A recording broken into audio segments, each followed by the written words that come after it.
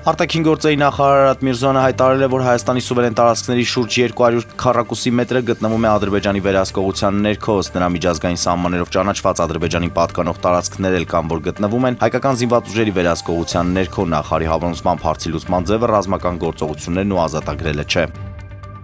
Ադրբեջանի Միլի Մեջլիսի պատվիրակությունը չի մասնակցի հոկտեմբերի 28-ից 30-ը Երևանում կայանալիք Եվրանեստ խորհրդարանական վեհաժողովի 12-րդ լիագումար նստաշրջանին։ Պատվիրակության ղեկավար Թայիր Միրկիշիլին ադրբեջանական պետական գործակալությանը հայտնել է, որ Եվրախորհրդարանի փաստաթղթերը եւ հայտարարությունները, որոնք կազմում են վեհաժողովի գործունեության կեսը, հակասում են Ադրբեջանի ինքնիշխանությանը եւ տարածքային ամբողջականությանը։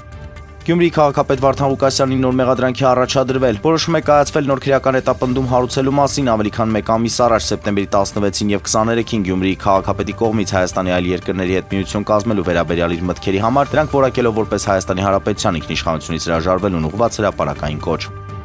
Նախկին զինտատախազ հոկտեմբերի 27-ի գործով քննչական խմբի նախկին ղեկավար Գագիկ Ջահանգիրյանը հայտարարել է, որ ոճրագործության բացահայտման համար նպաստավոր պայմաններ կան, ըստ էության կատարվեց իշխանազավթում, որոշ ժամանակ անց արդեն իրական իշխանությունն անցավ բոլորովին այլ ուժերի ու մարդկանց ձեռք եւ այդպես էլ շարունակվեց։ Ծանր հարվածեր ինքնիշխանությանը հզորագույն քաղաքական գործիչներ ասպարեզից հեռացվեցին, նշել է նա։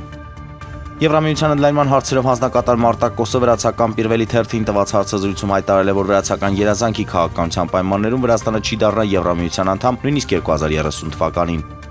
Ինտերի հայ կիսապաշտպան Հերիխ Մխիթարյանը լուրջ վնասվածք է ստացել Նապոլիի դեմ խաղի ժամանակ։ Ֆուտբոլիստը 32-րդ րոպեին վնասել է ձախ ազդրի մկանը եւ փոխարինվել։ Կատարված հետազոտությունները ցույց են տվել, որ վնասվածքը լուրջ է, լավագույն դեպքում Մխիթարյանը կվերադառնա 1 ամիս անց նոյեմբերի 26-ին Ատլետիկո Մադրիդի դեմ խաղում կամ դրանից անմիջապես հետո։